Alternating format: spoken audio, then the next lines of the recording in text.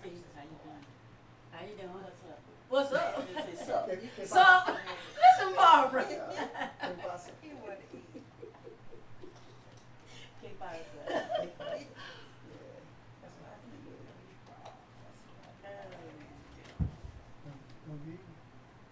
Sir, don't be eating in here. Um, while Ramel is getting set up, I'm all set. you all set? Yes. Well, you recording? Yes, sir. Okay. Are there any messages? Are there any questions? Hey, good morning, Miss Phoebe. About Good the, morning. Pardon? where did we leave? What did we leave? What did we start last week? Where are you? First lady. No, call back. Hey, Miss Phoebe. Good morning. Just a second.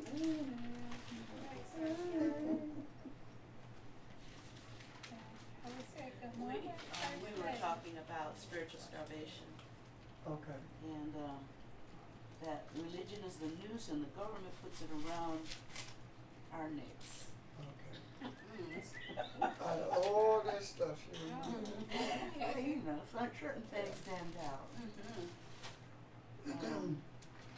That we're on the verge of extinction, and we're destroying ourselves by not bringing balance.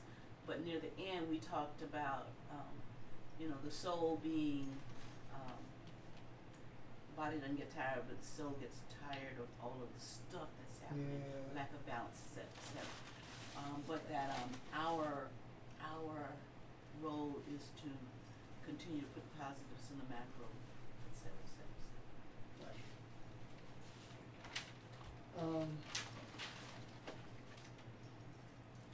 Are there any questions about anything?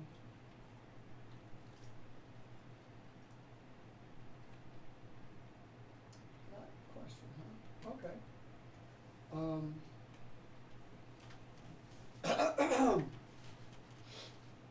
What I wanted to look at, I guess, is an understanding of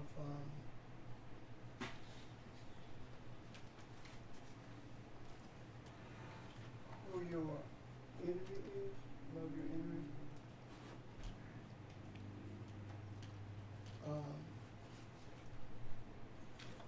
Do good to them which hate you.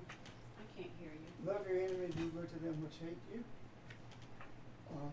So I wanna see if we can get some feedback on that. What do you think? How do you think that relate to us in the times that we are currently living in?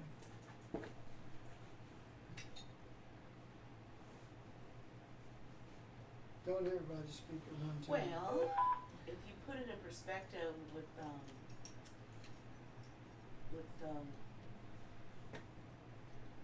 Jesus, in the time that, in that time, it could be said that the Pharisees and the Sadducees were not really uptight friends with him. He spoke the truth to them. He rebuked them, but he never showed hatred, etc., etc. He's always open to answering questions.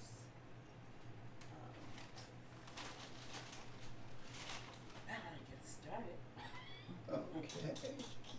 My question then would be, from what Ms. Barbara just described, is, I think for me, I'd have to know what hate is.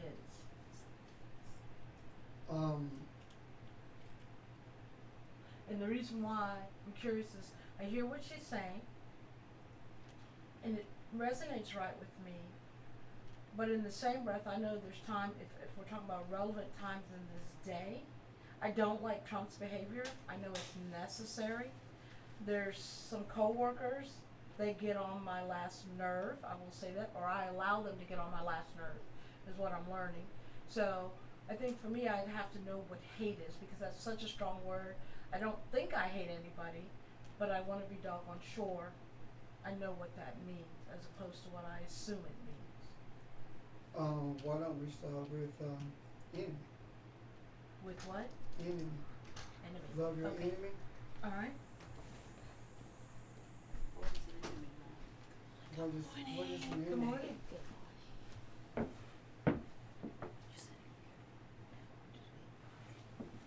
What is an enemy? Someone you feel intends to do you harm. Someone you think who doesn't like you. Who fights everything you do. That's what I think of as an enemy. Yeah, who agrees with that? I would be afraid to say yeah. Or no. I agree with her to a certain extent because to me anything that goes against what you believe. So to what extent do you go along with that? Because I am an enemy. It's my inner me, and I'm the one. My thoughts, my ego, anything that does not line up, that's enemy. Yes. Okay. Suppose I tell you that it's impossible for people to be your enemy. Ooh, I want to know why. It's impossible what? For people to be your enemy. Sorry. I see all these strange looks. Why is it impossible? How can that possibly be? An enemy is an adversary, right? Uh-huh. And everything that someone directs towards us is something that we need to learn from, right? Mm-hmm. So would it not be that concepts or the enemy that's trying to teach you something that's coming through a person as opposed to that person being your enemy? Say that one more time. Is it possible that the enemy or the adversary is a concept that's being sent through a person in order to teach you something that you need to learn? I like that idea. The reason I say that is because when we look at it from that perspective, we begin to see that the enemy, and the way we look at the enemy rather, is the very thing that keeps us separated, and it also fosters imbalance as opposed to promoting balance. However, if you look beyond the person and see that the enemy is actually the concept that's being put forth by that person, now you're not looking at a visible enemy, a visible entity. You are hearing a concept that needs to be ripened or that needs to be brought to a place of balance.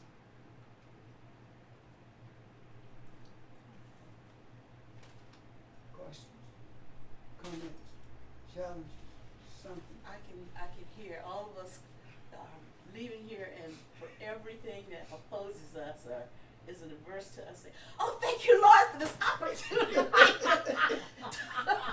to learn and to grow it." And truly they are opportunities for us to learn and to grow. So can you see that?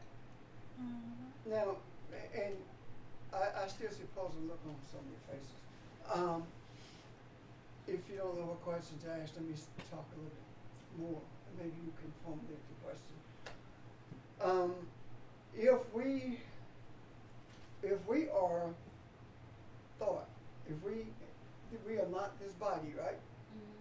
So if you hate someone, if you see someone as being your enemy, what you're actually seeing is that body being your enemy. Yeah, because if you can see the person you would see spirit, wouldn't you? Yeah. And in seeing spirit, you will also realize that that spirit that you see is a mirror for you. As you said earlier, something in you. Because if I am you and you are me, then it actually is. If we recognize that we are spiritual, then everything that we consider adversarial must also be spiritual, including disease or sickness, anger, all those things. We must also see it as being spiritual. Now, if you think about how the mind actually functions, the mind is actually for lack of a better term, glob of energy. The brain is simply the organ through which the mind functions. And the mind functions through your brain and operates your house, which is your body. How is it that Stephen Hawking could be the man that he was when he couldn't even speak? And he couldn't even move. How was he functioning? He was functioning spiritually, even though he was an atheist. He was functioning spiritually. And he thought he was functioning through his body. But if he was functioning because of the energy that flows through the brain, which is the mind, then that means he was functioning from a spiritual place. And if we function from a spiritual place, then the idea of enemy is not someone who you need to defeat or overcome. Embrace the concept. Love your enemy. Embrace the concept, just like you embrace the concept of yourself. Love your enemy as yourself. The way you love yourself. And when you think about love, love is not something that you can see. Love is something that is expressed. And if that is the truth, then the idea of hatred is energy that's gone awry. It is energy that needs to be balanced. The reason someone hates you, or the reason we see it that way, is because they need something from you. What do they need from you? Balance. Why do they hate you? Has anyone in this room ever had anyone, or on the phone, for that matter, had anyone to hate you? Or have you hated anyone? I have.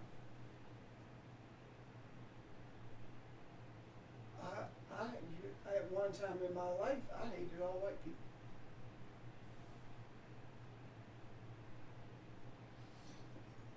So, what did I need from them?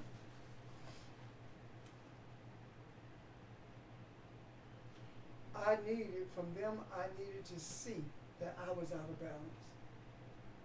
I was just like them. I was taking on their energy. The energy of those who hate me. I was being exactly what they were. What they were projecting, I was embracing. Can you see that? Mm-hmm. Come on. Remember? Yeah. What I can. Okay. What they were projecting, I was embracing. So, if we look at it from this perspective, then what we begin to see is the more we become aware of our nature in a spiritual sense, the more we're going to be able to recognize enemies. the more enemies we're going to have, and the more we're going to be hated. Yes. Well, the more you talk, the more I see. Religion teaches you everything about external stuff. External. It doesn't say anything about inside. So, your inner being, your spirit. So, I see what you're saying now. Everything starts with you within anyway. That's who you are. And just like when you say, like they say, love thy neighbor. Yeah. I am my neighbor. You know what I mean? Yeah. I am my enemy. And actually, when you look at it from Aramaic, Mm-hmm. your neighbor is considered to be all of those thoughts that's in you. That's your neighbor. Yeah, I see that now. And when you think about that from the idea of your neighbor being all the thoughts in you, right? Mm-hmm. All the thoughts that you made up of, then the next thing comes is, well, what about the person next door? They made up of the same thoughts you are. The difference between you and them is what you have a propensity for, what you have a desire for. You may desire things and I don't, or you might like people who are tall or short in terms of spousal relationship. You have these, but maybe I don't. So it's what you have a propensity for. The same thoughts that's in the people that I once hated are in me. As a matter of fact, they came from the me. So if you're desiring, say, your neighbor, you're desiring peace with your neighbor, is it within me to project that? Yes. And it, You talking about the person next door? yeah, Okay. First of all, you have to have peace with yourself. within yourself. Okay. If you don't have peace with yourself, then the rest of it does not work for you, because without peace within, then all of these other things that we are trying to accomplish become more elusive than ever. Especially if you're in a setting where the reality of the spiritual nature of everything is being taught. The more you become aware of it, the more you become responsible for. So if that is the case, then the more you become aware of your spiritual nature, the more enemies you have, the more hate you experience, the more you begin to see that being at peace with your neighbor is being at peace with you. Now, peace within you is not peace because nothing is bothering you. It's peace because you rise above it. You bring a calmness to it. You bring a balance to it. It does not control you. Peace is something that brings you into balance with the universe. As a human, and I use the very least as an example, as a body we are a particle. As spiritual we are a light wave.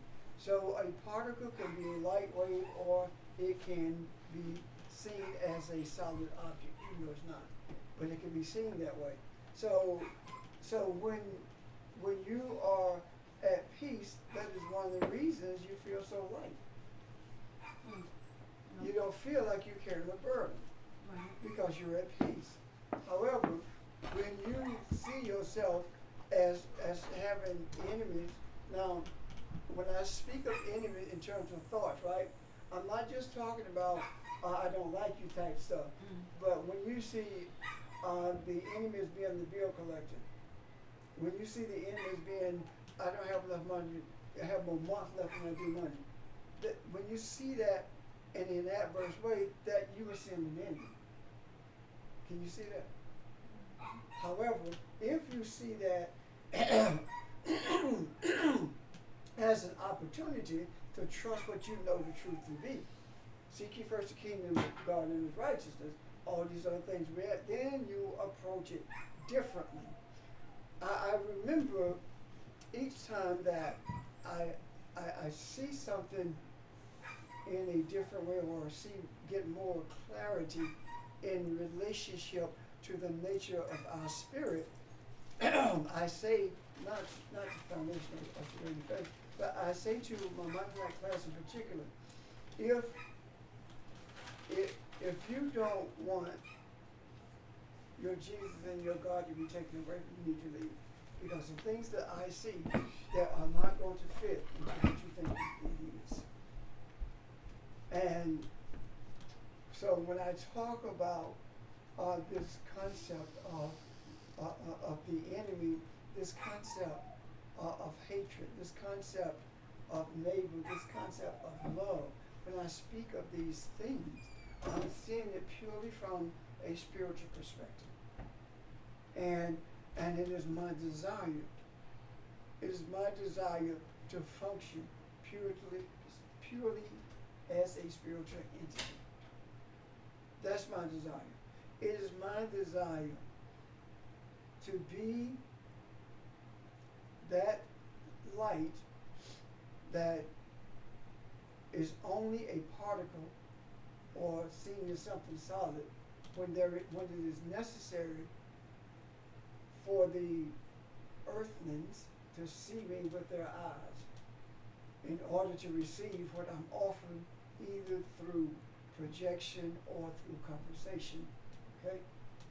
However, it is also my desire when this is not necessary to be that light wave in order that I may be on the same level, that I may vibrate at the same frequency as the universe does, which means that when I become that particle, I have everything I need to help move you from where you are to where you need to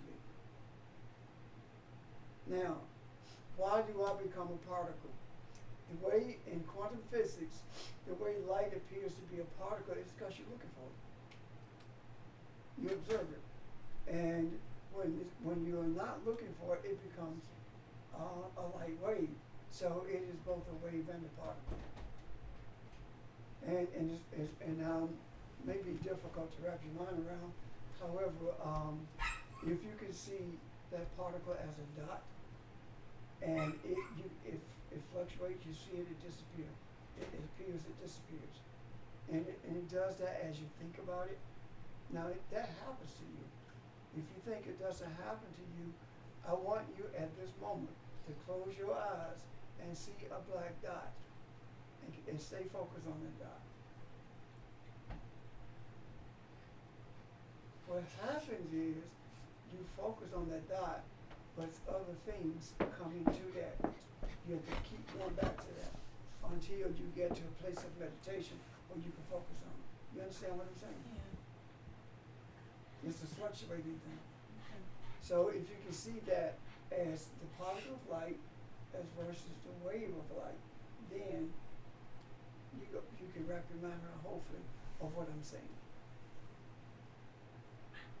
Does that make sense? It's hard for me to focus on a dot because what I see when I really do that is I see a kaleidoscope of things like that. It may not be that, and at the same time another one appears around it, and it does that. And by the time I focus on that little one area, another one. I don't know if. And that in itself is an example of what I'm saying. That the kaleidoscope that appears as energy. It's energy. You know the colors that you see when you close your eyes? That's oil. Same colors in the oil. So what I'm saying is that we have a need, or maybe I should put it this way, it is a necessity for us to embrace these concepts of hatred and enemy in order for us to stop our phone from ringing. In order for us to be more aware of who we are. Does that make sense? So when we look at it, then when we look at the scripture that says that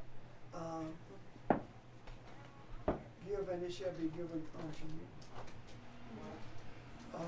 what is it talking about? It is not just talking about money. It is not just talking about food. It is also talking about you. When give yourself, offer yourself to others. What does it mean to offer yourself to others as a sacrifice? Sacrifice is not something you give up. It's something that you obtain that's better than what you had. So if you offer yourself as a sacrifice for humanity, then humanity is in a better place than it was prior to their offering. Can you see this? Yeah, and the more you talk, the more I see God, the universe keeps showing me, love yourself. Love yourself. You can't love me if you don't love yourself. Yeah. And this is the other part of that. Quite frankly, it is impossible not to love yourself. You love yourself, and that is the reason you damage yourself. Because self is not doing what you think it ought to. Right. This world is not bringing you what you think it should. Mm-hmm. And that in itself is a sense of lack. Now, why would you want all of these things? I'm looking from a material perspective, right? Mm-hmm. Why would you want all of these things to come to you if you didn't love yourself? Ask that one more time. Why would you want all these things to come to you and to fall into place for you if you don't love yourself? We have been told that if these things don't come, then something's wrong with us. That's how we fall out of love with ourselves in most cases. Mm-hmm. So why do you want them if you don't love yourself? You see? Yeah. Loving yourself is more than let me back up. Loving yourself is not thinking more highly of yourself than you should. Right. When you love yourself, you don't manipulate, you don't take advantage of people when you love yourself. Loving yourself entails more than buying you some shoes when you get paid. Mm-hmm. Or taking yourself to a theater. Loving yourself. Loving yourself is best seen in how you love others. And I'm not talking about how you love each other in this room, on the phone, or in Skype. I'm not talking about that. No. I'm talking about how you love the other. And the other being the one who intend to do the most harm to you. How do you love them? Now, it doesn't mean that you allow yourself to become a footstool. I can love you and refuse to let you manipulate me. Yeah. You see where I'm coming from? Mm-hmm. If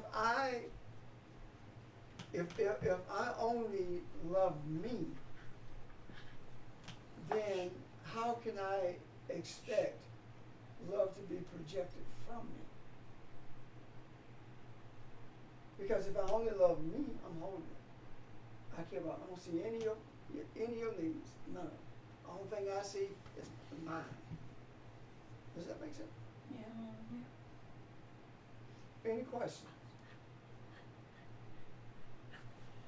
We hear a lot of things like the enemy of my enemy is my friend. We Yes. play on words like that. Uh-huh. The enemy of my enemy is my friend. So if you don't like my enemy, then you're my friend, kind of thing. And so what you're saying here is that from a spiritual perspective, it gets kicked up a notch because we don't have any enemies. Right. Even though this says love your enemy, no, love your neighbor and hate your enemy. What it says is, you've heard that it was said, love your neighbor and hate your enemy. But I say to you, love your enemy and pray for those who persecute you. So if you love you, you don't have, that's what you mean when you say, we don't have any enemies. Yes. In a, when we function at a level, wrong word, when we are resonating, at a different energy, spiritual energy, we don't have any enemies. Is that what I hear you say? Yes. Yes. That's And I don't know exactly how to what say it in terms of level is not the right word, but or in a place or in a space, as opposed to a level, is a different place than where we were. When we begin to see this from a spiritual perspective, then that moves us from this material space into the spiritual. And what we begin to understand is that there is no such thing as material anyway. Because the thing that appears to be the most solid has crevices in it and spaces of light. It appears to be solid, but it really isn't, because everything is made from atoms. So then we're vibrating at various frequencies based upon, in my mind what you're saying is we're vibrating in these ranges of frequencies based upon the concepts we need to learn as we're going along. But we are vibrating at different frequencies based upon what we want, what Okay. we truly desire to know. You know, if you want to know just to know so you can tell someone else or correct someone else, then you're not vibrating at the frequency you should. Okay. Now, see, when we talk about vibrating at a frequency, then what I'm saying is that the lower the frequency, the more solid it appears to be. The Lord. The lower the frequency, the more solid it appears to be. The body I see that. vibrates at a frequency that's greater than a rock, but less than the spiritual. You see what I'm talking about? Yeah, yeah. So how does the body vibrate? If the body is a quote-unquote dead entity without you, how does it vibrate? What makes you appear to be solid based upon vibration? Being balanced? Yeah, but I want you to be more specific. Okay. What causes you to appear to be solid? Why? What vibrates the body? My energy? it's the atoms and I mean at that level and whatever the things are that we can't even see, that we haven't even discovered yet. That well, if we had discovered them and we could see them, we probably would not even be as solid. Good answer, good answer, good answer. We have to talk to them. Have you ever been so angry you were shaking? Yes. What makes you shake? Vibration. Wow. Yeah. And the energy that you're giving off. The energy makes you shake. Why is it that when you are angry you can shake? The energy makes you shake because you are vibrating at a lower level, one of the lowest levels possible for you. That's why when you are angry, you are capable of doing anything because you are so far out of help me somebody, I'm trying to use the word frequency. You're so far out of the frequency of vibration that the creator is or that the universe is until you are in a sense disconnected from it. You're more connected to your body than in your base thoughts than you are to who you really are. Which And we you have typically no call dark control. spaces. Huh? I'm listening to both of you. Yes, Sorry. Bessie. You have no control of what you're doing when you get to that point. And some people do. Honestly, I can be in a rage and control it. Oh, that's you. Now, I say some people do. Not, I say some people. I didn't say everyone. Some people are taught to control the anger. And when you're taught to control the anger, you become, or when you can control the anger, you become dangerous. Because it depends on what you're going to do with that anger that you control. If you're going to use that anger to go after someone, physically or otherwise, you're a danger. But if you're controlling that anger so that you will not act on your base thoughts, then you begin to vibrate at a higher level because you move away from it. You see what I'm talking about? So the issue is if you hold on to the anger, or hold on to whatever you're feeling,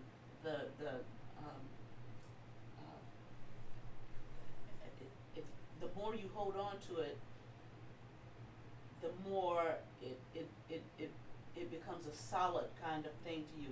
That solidity can end up being an action that you take against Yes. someone. But if we talked about letting things just flow Away from you. flow through and Yeah. away, Mhm. and not embracing, not meditating on it, not causing it to create something based, something of form. When we can do that, we don't allow it to become. We don't create, and I guess well, without understanding what I'm saying, because I really don't understand what I'm saying, all of it. But that's what creation is. Yes. Creation is capturing whatever the thought is, and but the thing about it is that we think we're creating when we're creating something solid, or not. And solid could be not this chair, but a concept. And I don't mean I know I sound crazy, but that's okay. This concept can be so real to us that it's almost the same as this chair. If I think somebody does not like me, I can let that grow into me to become so real to me that I Yeah. want to act on that Right. thing. Yeah. But that's creating. It is. But either way, we're creative. Absolutely. We are always creative. You're right. Okay. So what happens is when it comes to the place where, as best said, you can't control it, it is controlling you. And what's taking place is you are allowing the energy from that person to control you. And when you are thinking, I don't need to do this, but you still feel that anger, what actually happens is you shut your soul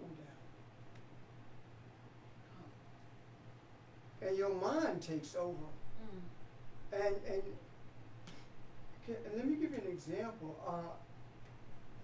I have been angry or in a rage to the extent that my vision is tunnel vision. I only see the object that I'm going to deal with. And when Malik said, Daddy, it pulled me back. It shook my senses. And to settle down from that means that my soul has taken control of my mind now. Because in my soul, I know that this is not right. This is not right. So my soul begins to take, can you see this? Now, how does this move? How does it move through you? Well, do you understand fiber optics in phone services or TV? Fiber optics. When AT&T first did fiber optics, it's a glass tube, and the sounds are converted into light waves, and they flow through the glass tube, and at certain sections of it they're amplified again because they break down if they're not amplified over great distances. Okay. But when it comes to your phone, then that light that comes to your phone is converted into sound again. Like that? Yeah. You understand what I'm saying? So if you can see a band of light going, but it moves much faster than that, of course. But if you can see that in your head, if you can imagine that in your head, what? She got it on mute. It was on mute. Oh. If it, that's the answer. If you can imagine that, right? Then what you see is, what you can see is how the anger or how the peace flows. So whatever you're whatever you're concentrating or thinking on is what gets amplified. Yes. If it's anger, that gets amplified. But if you choose peace, peace That- is what gets amplified. Right. And I hear you. You of whom I speak as most people would say, that's not easy. But none of it is easy. Because we're so accustomed to doing the other stuff. You know, why do you think athletes work out? Because playing a sport is not easy. They have to get in condition to do it. So you have to condition yourself to be able to deal with it in this manner. No, it's not easy, but it's necessary. And if it were easy, then everyone would do it because we always seemingly take the easy way out, as opposed to struggling through it to get to the place of get to a place of peace that is beneficial to everyone. The key to it is the soul. That's the key to it. The soul, the key to it is the soul. And what I mean by that is, the soul is either overridden by the mind or the soul overrides the mind. Now, when you live out of your soul, then you have less bouts with this type of anger or this type of mistrust. That, you have less bouts with that. Go ahead. Go back and say that again. When you live out of your soul, you have less bouts with this anger and with these issues against other people. Of course. What I'm saying is that when you live out of your soul, you see the need for transitioning the soul of someone else, based upon the transitioning, based upon how your soul is responding. Does that make sense? I didn't know we could live out of our souls. When you are living righteously, you are living. What you getting? When you're living out of your soul, when you're living righteously, you're living out your soul. Okay. Your mind will do anything. We say that all the time. You can't do everything your mind tells you to do. Aren't you aware of that? Yes, Lord. So what happens when you are battling between the yin and the yang, or battling between the right and wrong, or the rightness or unrightness? Then the rightness is your soul saying, no, don't do Okay. this. Okay. No, don't do this. See,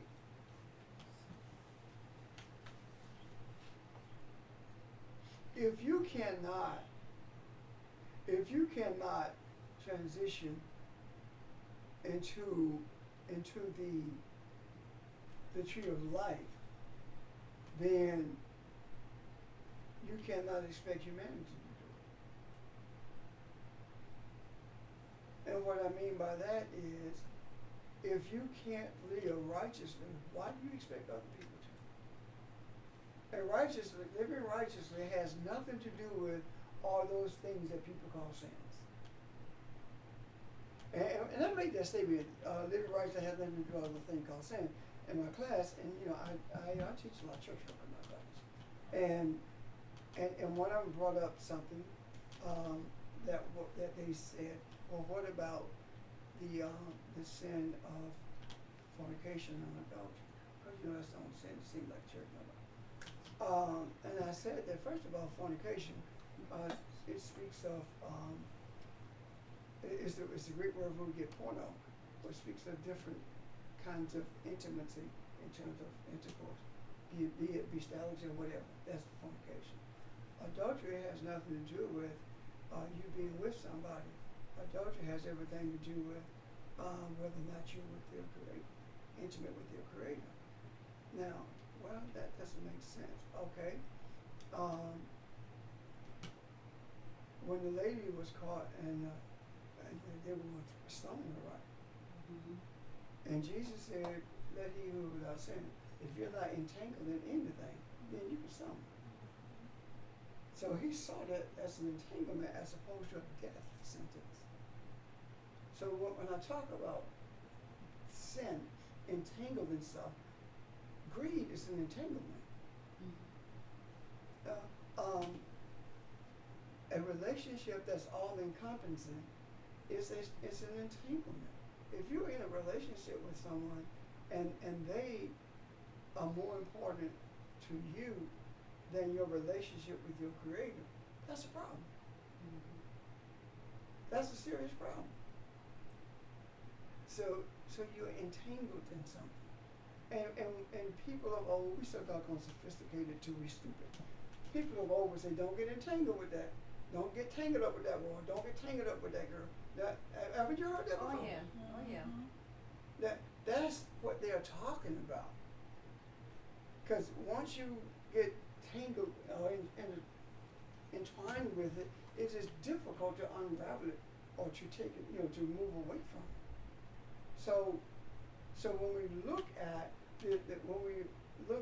our soul, living out of our soul, when we live out of our soul, we don't pass judgment either. As opposed to passing judgment on someone, we make a conscious decision to pray for them. Now listen to what Jesus said. Pray for those who spitefully use you, right? Mm-hmm. What is he saying? When he say pray, he's talking about meditate on it. Focus on them. And in doing so, you can change their heart because of the energy that goes to them. I didn't say you will, I said you can. Did you hear that?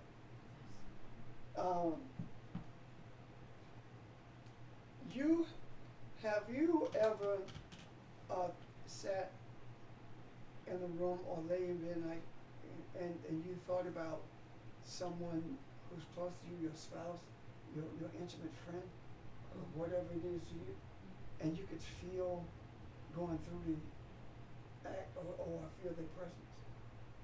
Yeah. You experience it. Mm-hmm. Where it's actually happening. That's why your body experiences it. Your body cannot experience anything that your soul doesn't experience. So if you feel it in your body, that means your soul, you're spiritually experiencing it. Now I use that for a reason. Because when I use that example, I bet you no matter where I use it, everybody be like, I know about that. Yeah. Yeah. Now, if that's the case, then how come you can't do it with everything else? Why is it that you cannot experience being one with the Creator? Simply by focusing on it. Because that's what you do in that relationship thing, isn't it? Why is it that we can't focus on the idea of there is no lag? I just cause I can only speak for me, and I think it's because it doesn't feel. And I'm trying to do this, being this one with the universe, because it's just.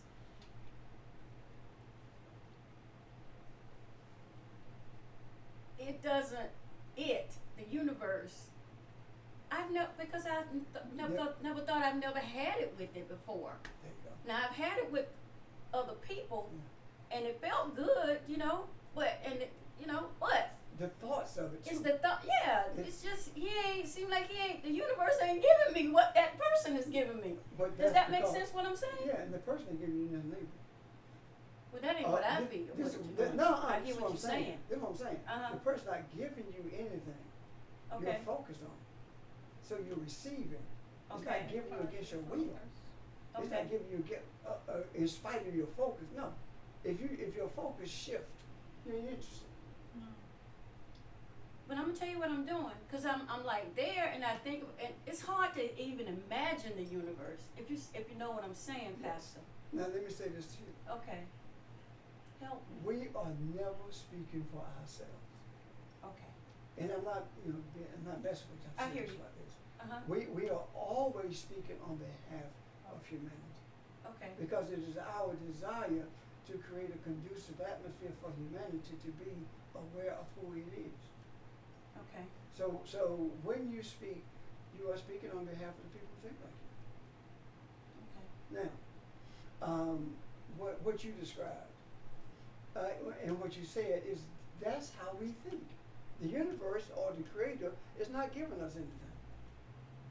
That's why we don't feel anything. You see? Yeah. Mm-hmm. However, suppose you sit and you meditate and you focus on the universe is not only giving you everything, but you're one with the universe, so you have everything.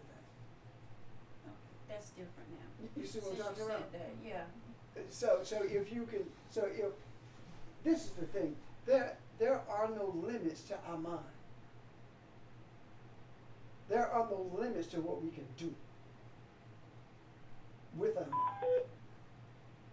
Our soul, in order for us to be beneficial, our soul must control our mind. We talk about, and I've said it too, that the soul is tainted. The soul is not tainted, it's ignored. Okay. It's ignored. Who tells you a patrolman is around the corner?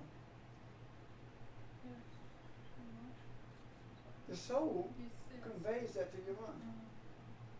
Because actually your mind is just, it's malleable.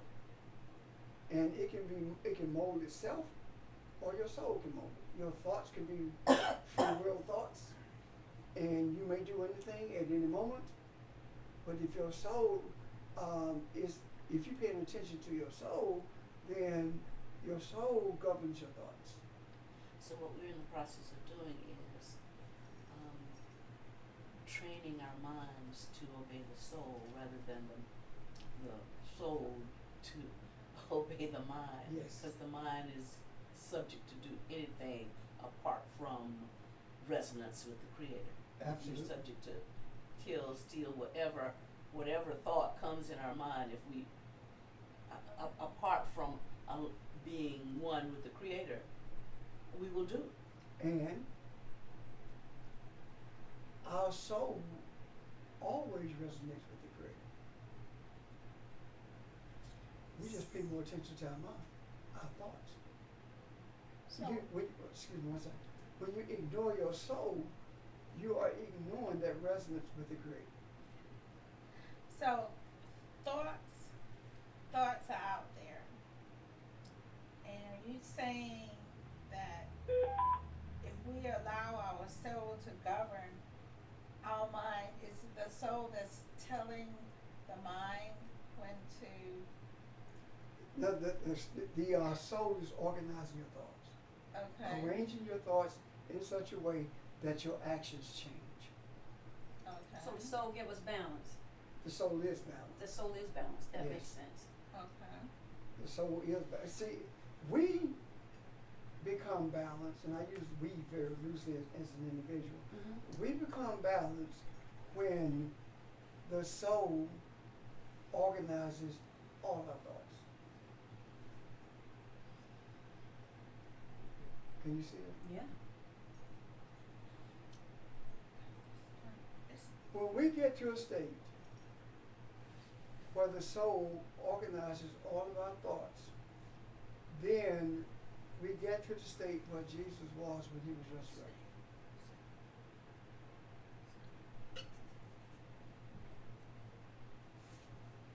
I want that to soak in.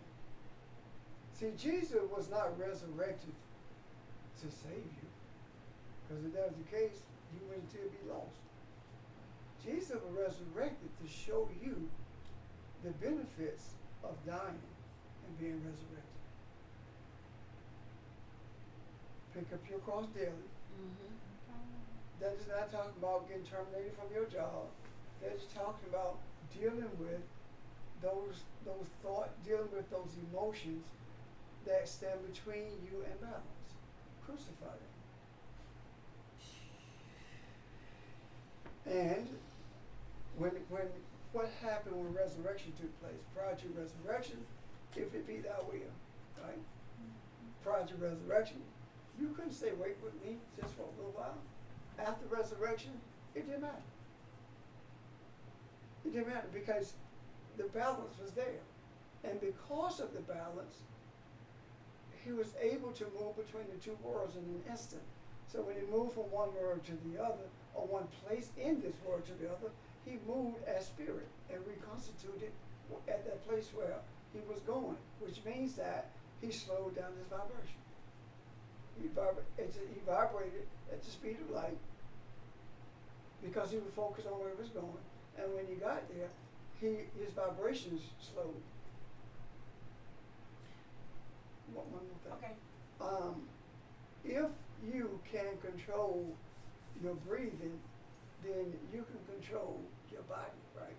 Mm-hmm. If you can control your body, then, and you become balanced, and that's no different than controlling your body. Why? Because all your body is doing is vibrating. When you can bring your body to a point of vibration with the light waves, then you are able to do what Jesus did. That's resurrection. Well, me and my friend was talking, and we were talking about vibration, and this is what I saw. When you're vibrating, when you start vibrating, it's like pages in a book. It's like this, and then it just becomes one.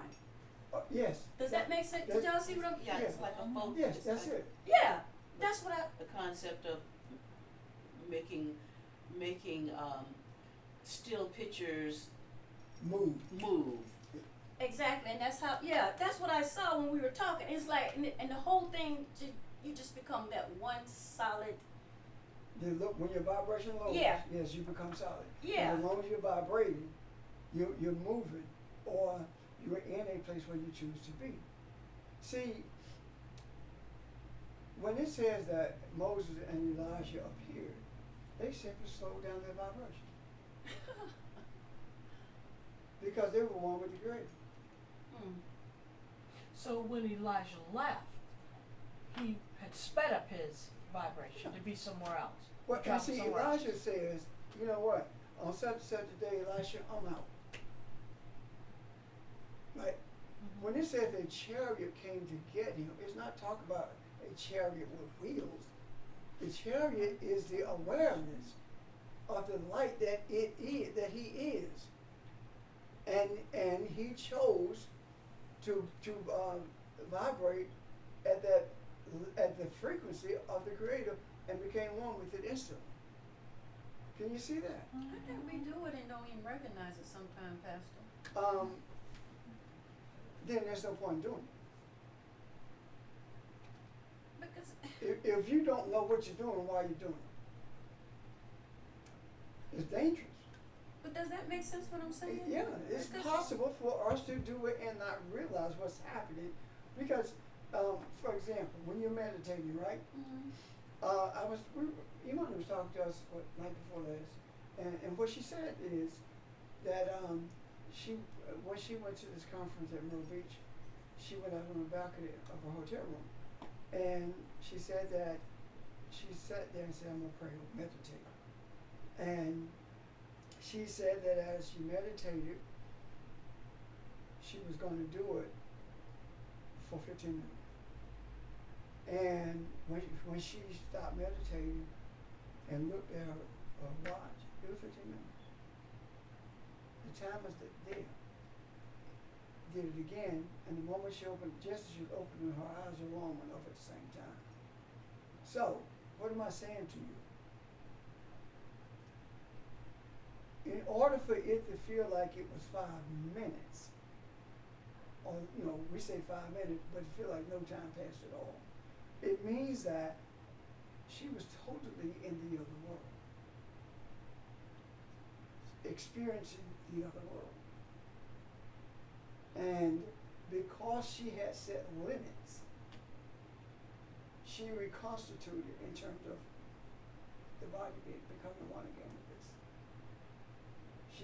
Enough of her stayed in that body for it to remain there. However, the soul, which controls the mind, extracted from, or became one with, I should say, the universe. Let me say this to you, and this may sound real crazy. I just saw it about 5 or 10 minutes ago. Your soul is the universe. Your soul is the creator.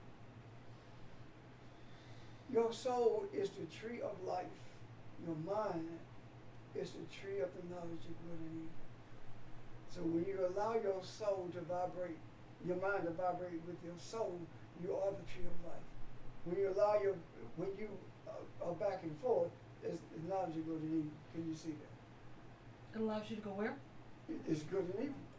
Can you see that? Yes. So, why am I seeing this? I slept probably 2 hours last night. And I went to the den and meditated. And I experienced some things, but I don't know what I experienced. You can feel it. And maybe I'm telling you this because that's what was infused. Maybe I'm telling you this because it's time to bring an end to the madness. And the only way we can bring an end to the madness is bring an end to the madness in us. Does that make sense to you? Yes.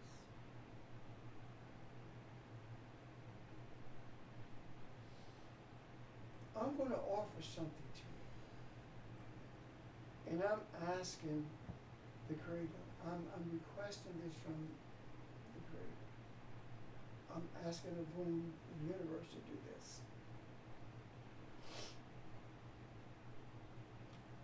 Meditate, first of all, think about something that you need to come your way, that you need to see manifested. And once you think of something that you need to see manifested, meditate on the light. And what I mean by that is close your eyes and focus on light, or focus on whatever that object is. And the reason I'm saying this is because you need something tangible so that it can make an indelible mark on your soul. And then you have a history with meditation, and you know what can be. Now, and once that's done, then the question is, are you going to continue to allow it to be?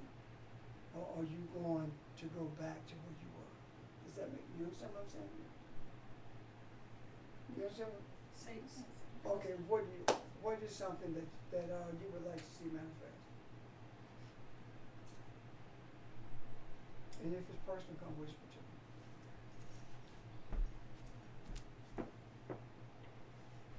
Okay. Now, what you see that as a resolution. Okay. And the way you see that as a resolution is you focus on what? There is no life. Okay. Without regard to anything in your whole life. It doesn't matter with friends, it doesn't matter with money, it doesn't matter with food. There is no lack. Okay. So if you meditate on that, then watch it manifest. I am saying to you, and this is going to maybe to some people sound arrogant, but at this juncture it doesn't matter anymore. I'm saying to you, your sincerity with your desire will manifest because of the request that I have made to the Father, to whom. How can I say that? Because the glory that, the balance that was given to Yeshua was given to those who follow Yeshua, Jesus. And I'm saying that I am that balance because that's whose image I follow. That's whose footsteps I walk in. And I'm saying to you, children need something tangible. That's why oil was used. There are no healing properties in the oil when somebody put oil on you. People sometimes need something tangible in order for them to connect to the other world. Because our minds are so bombarded with things and stuff and problems and relationships and lack thereof and anger and all this other stuff. So, but the thing that you are dealing with has to be something of a positive nature that is not selfish. It doesn't mean it's not something for you. It means that you're not selfish. Because if you receive anything, it's not for you anyway. It's for humanity. Even if you can't get everybody in your house, it's still, it does not become your God, is what I'm trying to say. It does not become your object of worship. I was off yesterday at a state holiday and I saw the doctor's office. It was so many cars in that parking lot. And I said, it only take one thing to empty that whole lot. If people could just deal with their thoughts. Because a lot of people are not in there because of the medical reason. I think it's because we're in bondage with our thoughts. May I say something? Yes, sir. None of them are there for medical reasons. All of them are there for spiritual reasons. Every sickness and disease has a spiritual origin. And religion is the root of it. I honestly believe Religion that. is the root of everything that we need to change from.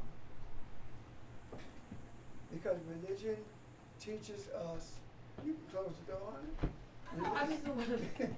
Religion teaches us about the material world and tells us we cannot experience the spiritual world until we die. That's what we are taught.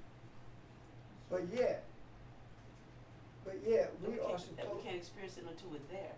So until we die. And oh. when we die, that's when we should experience it. So, how then can you say I was caught up in the spirit? It just doesn't make sense. I am saying to you that we experience the spiritual world every day. We just ignore it. We ignore it. We vibrate at a higher frequency. And have you ever looked at someone and saw aura or saw light around them? That's because they're vibrating at a faster, at a higher frequency than most people around them. Can you see this? Now, the reason we talk about coming out of Africa being all humans coming out of the womb of Africa, right? Come on, y'all. Right. Help me out here a little bit. Okay, if that is true, then that is the reason why we are said to be the most rhythmic people on earth. Is that not the truth? Right. That's not what we have rhythm, but that has been used in a negative way. Let me give you an example of that. The thing that's called twerking is not a vulgar thing unless you're vulgar, because it is a part of a dance that invites the ancestors. Really?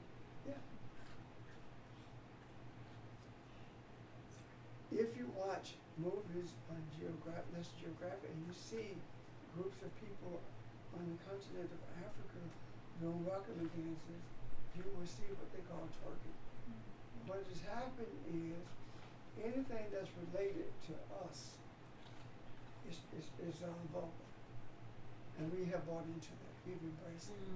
And we treat it as though it is vulgar. But it is not. The whole idea of ancestor, communicating with our ancestors has been taken away from us and called a pagan way of seeing things. So what we did, rather than say our ancestors visited us, we say I saw my mom. You're saying the same thing. I've experienced the presence of my dad, that kind of thing. We're saying the same thing, we just use a different term.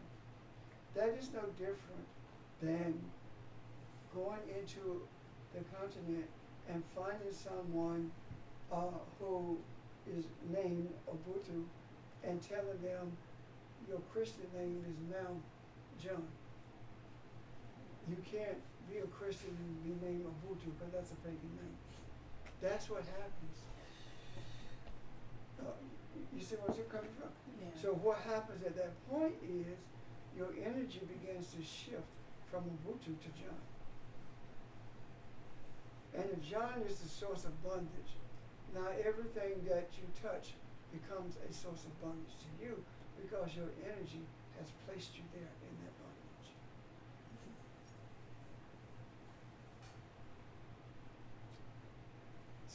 So all that I want you to see today, if you see nothing else, is that the power,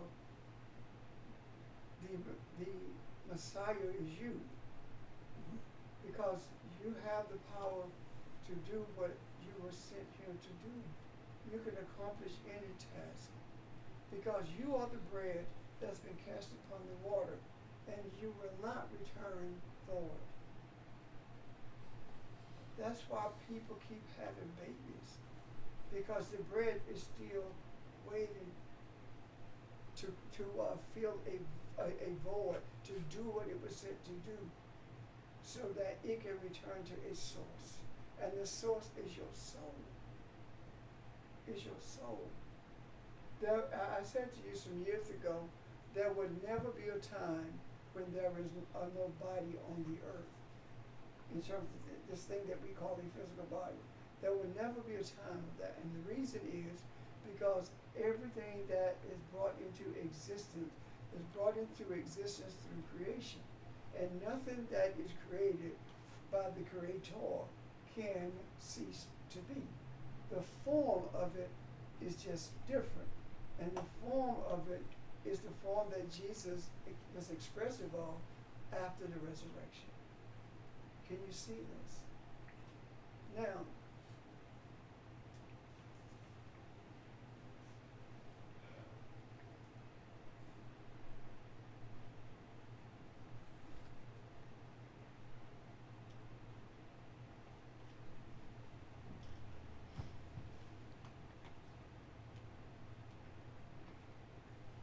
there was an opportunity after Jesus' resurrection to bring balance to humanity.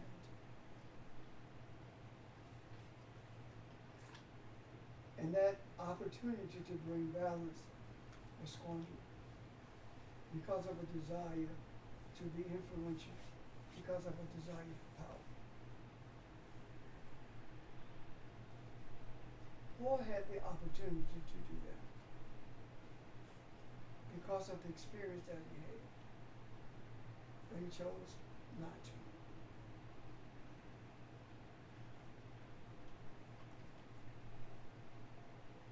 Was Paul a Roman citizen?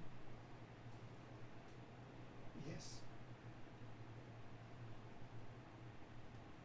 Why? Because he was born from the seed of a Roman, right? Y'all remember this? You Bible folks? Come on.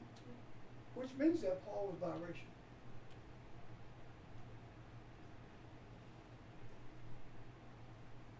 when you see that. Rome and the Palestinians, or what they call the Jews now, right? Mm-hmm. Paul was biracial.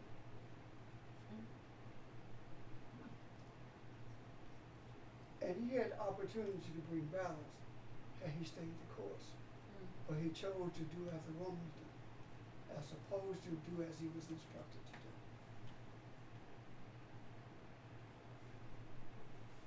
We have a chance to bring balance. Can we get far enough away from our selfish desires, from what we perceive to be our needs? Can we get far enough away from these things so that we can truly experience the unicity of the soul and the Creator? Meditation separates you from that. When you get into a meditative state,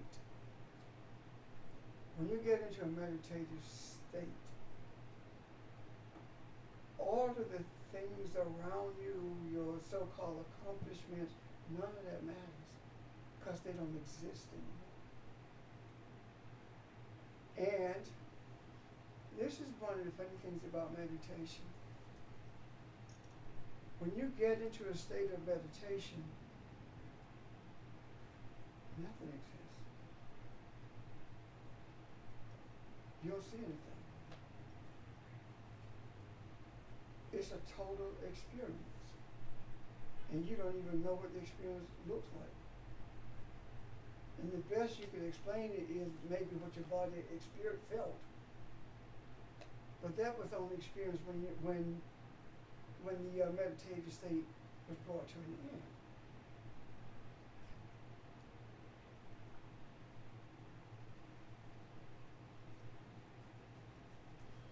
Suppose that meditative state is like a computer screen.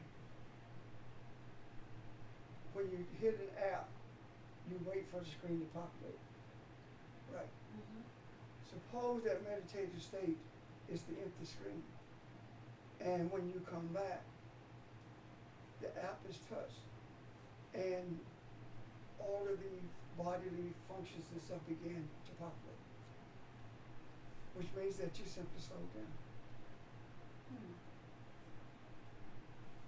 Why can't we see that we are a blank slate that knows everything?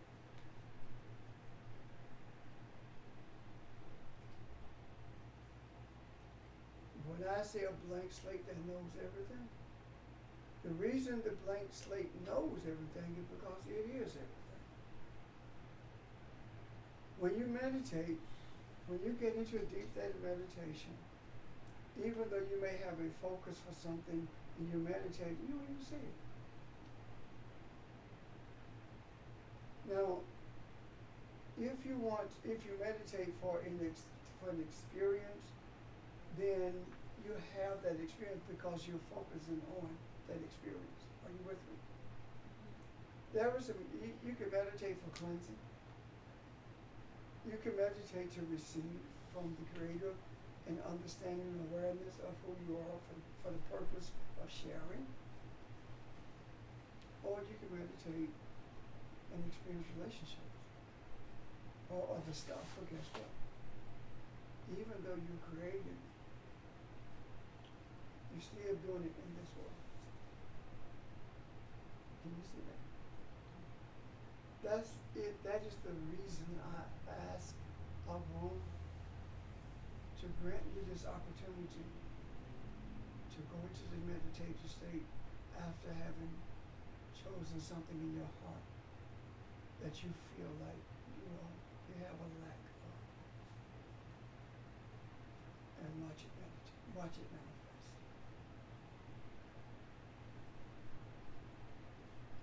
Any questions? Telephone people in this room, any questions?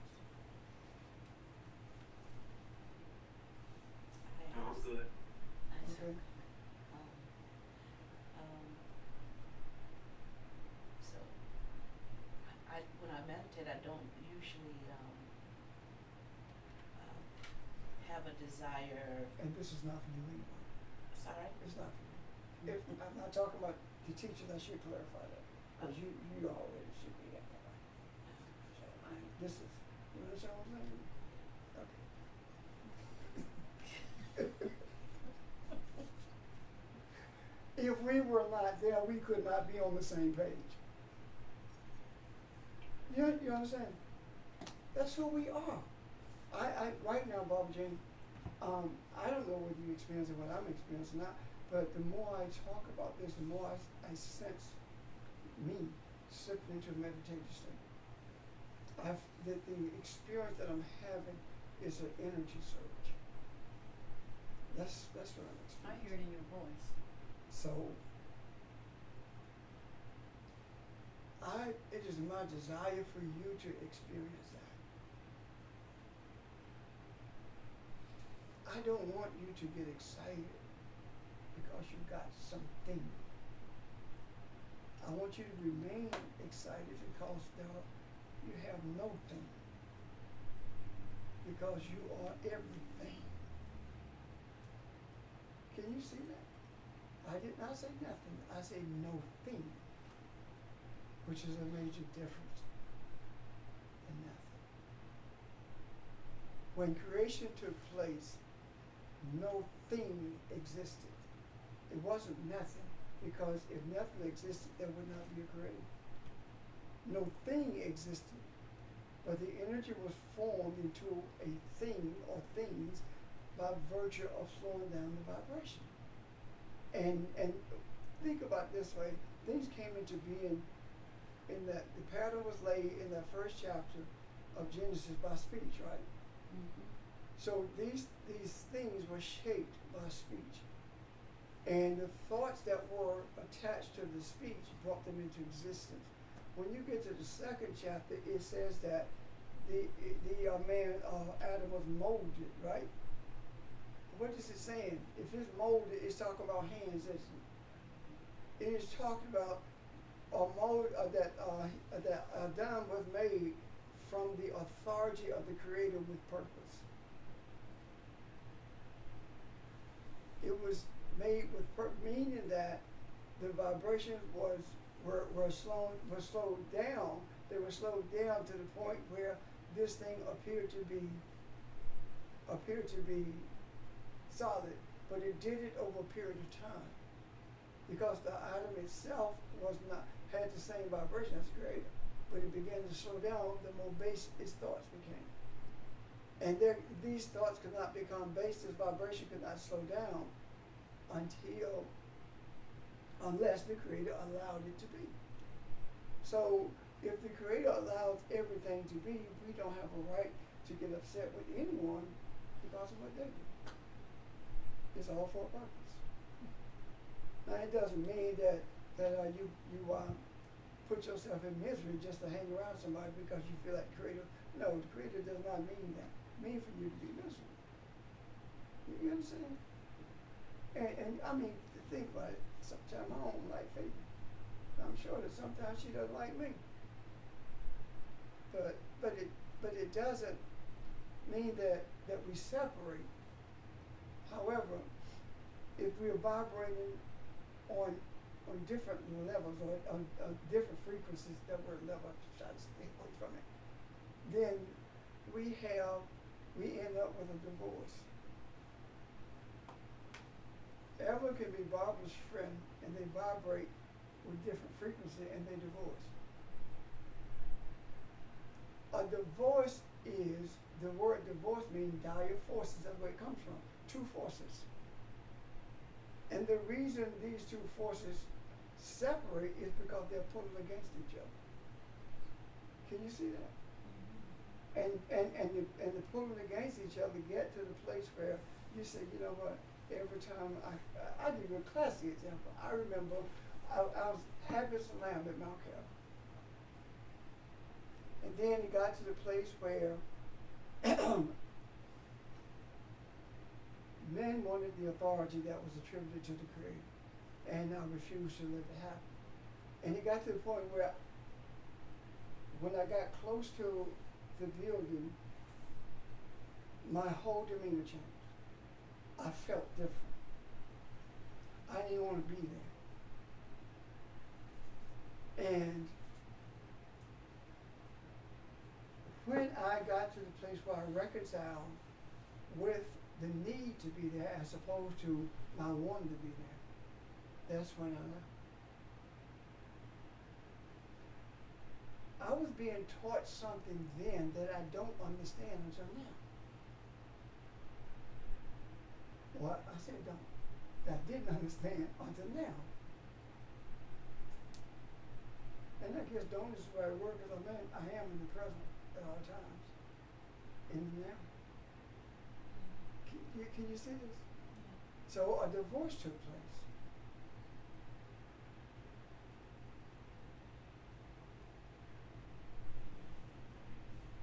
Babaji, please. Come on.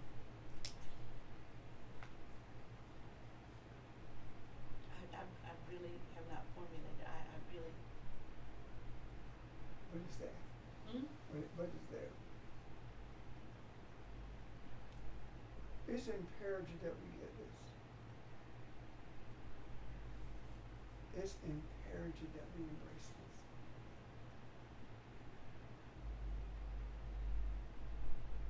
We have said, mankind perishes and will be on my watch. Have we not said that? Yes. It's time for us to prove it. It comes a time when your soul is tested. Not for your destruction, but to show you where you really are.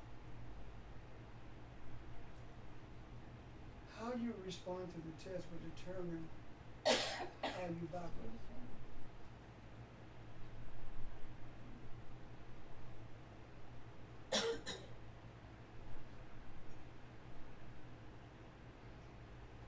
I was reading some articles about us as an enslaved people being transported from the coast of Africa to this country and in other countries, and many of them said that the way they survived the journey is they went to be with the ancestors until the journey was over.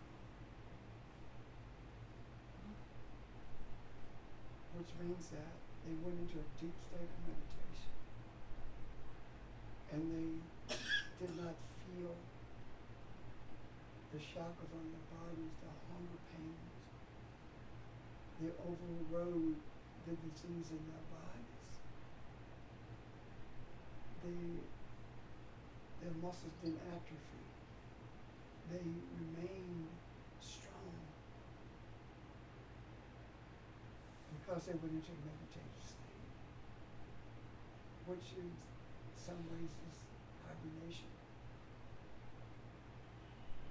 Think about it. When they got to the coast, they had to walk from the ship. So where did they get the strength after having been in that, is the word supine position? Lying down, the right way, all the time. Can you talk a little louder, please? I'm sorry. How could they walk if they were in that position all the way across the ocean for weeks, months at a time?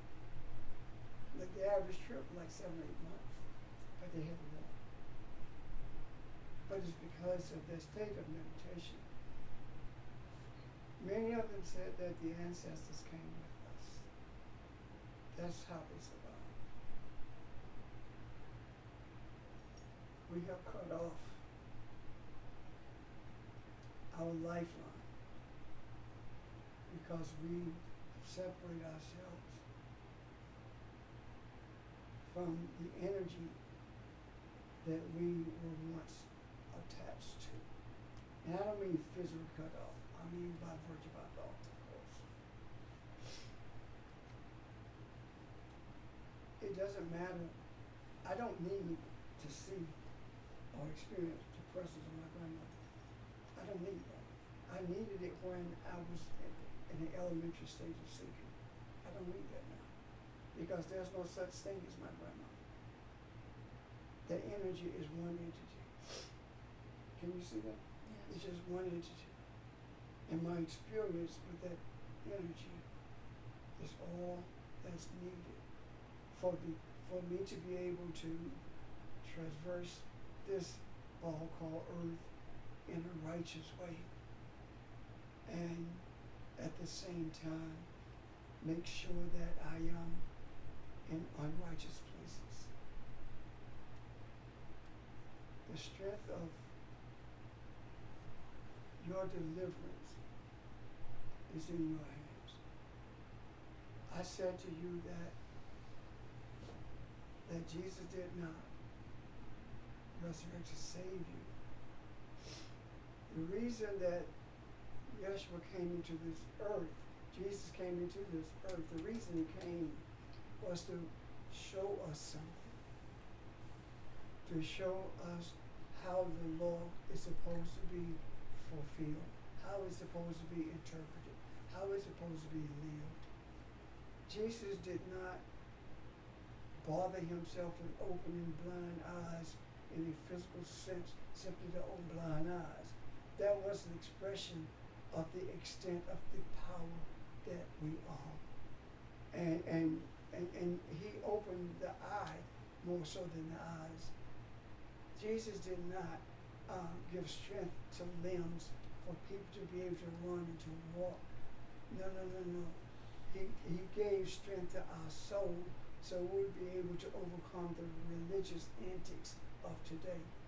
If you notice, he brought this understanding to the masses, and then from the masses he chose a few, because those who were in religious standing did not want to risk losing their status and their income. But those he chose gave up their income, gave up their status to stand in the gap for humanity. He was as the first chapter in Genesis 21st was a pattern, so was Jesus a pattern. And the pattern that he laid out there is totally different than what is shared with us or given to us in religious setting. The pattern that he gave us is a pattern of oneness all the time with the Father, and recognizing that even though we are one with a womb, there are times when the soul is willing to do everything a womb wants it to do, but the body is not willing. It's tired. When the soul controls the body, you don't need as much sleep. Because the soul regenerates the body, because what regenerates the body is energy. And when Jesus said that, is it the bread that I have eat of, you know not. You don't understand what fills me up. It's not bread that's needed, that's baked from dough. That's not it. The bread that fills me up is embracing the energy of a womb. Why? Because when you really think about it, all food does is become fuel for the energy in your body.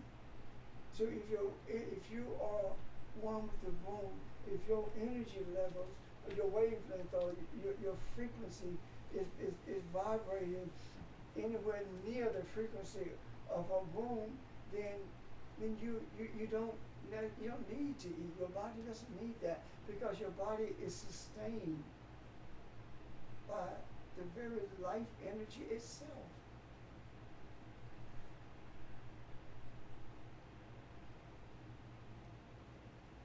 Why is it that when you lay down at night, 90% of the energy leaves your lower body, goes to your brain, and clears your thoughts about all the garbage that goes? Why? Because it's energy. And they have shown this scientifically, that this energy, it does that. They're proven scientifically that this is what happened, and this was shared with me, that scientifically, these scientists took two groups of people, and they had one to do calisthenics, and showed the other group was attracting, and showed the other group what calisthenics the other group was going to be doing, and set them in a separate room, and told them to focus on the calisthenics. They had the exact same brain action What's calisthenic? exercise. They had the exact same brain action. The energy in their brains that lights up your brain, they had exactly the same. One was doing it from thought, the other was doing it physically. So that tells me something. It's not your body even when you're doing it physically. It's your mind that's controlling that.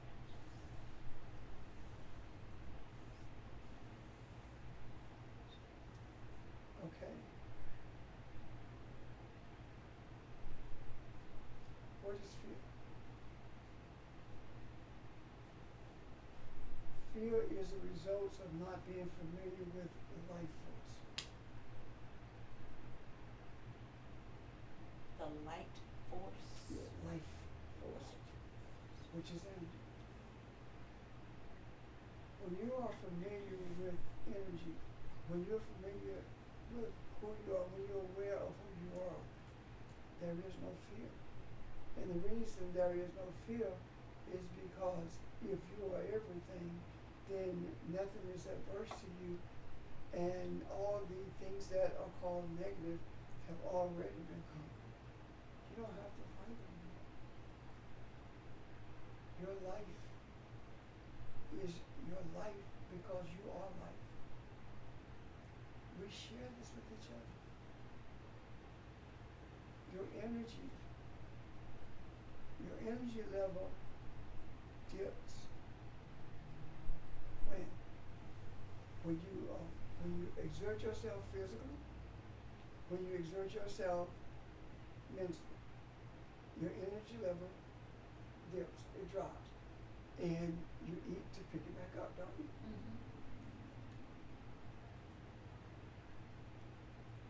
When I went on that 40-day fast some years ago, the first 10 days were the most difficult. But after that, my energy level never dropped. And I was not eating or drinking. What happened? At that time, I was seeing things differently. What I saw was God is sustaining me. But again, here I am, understanding something that happened in the past, today. This mindset, my body, of this body being sustained was because the desire was to hear from Elohim. And because my desire, it was pure, even though my words were ignorant of what I was saying, the Creator understood the nature of my heart.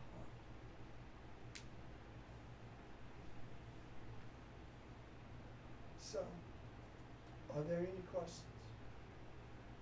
Are there any comments? There being none, Baba G.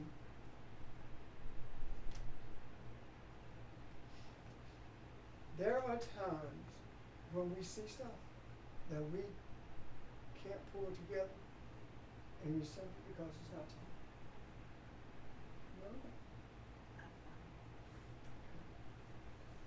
No. Now, I just have to talk to you before. okay, if the teachers were not on the same page, then there would be confusion with the people that are covered. Can you see that? Like parents. If parents not on the same page, the kids act up, no. Okay. There'll be no questions, there'll be no conversation, done. No comments, rather. I'm done.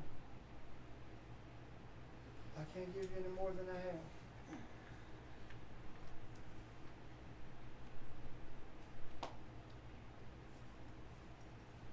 Barbara Gina needs to see you later. We're done.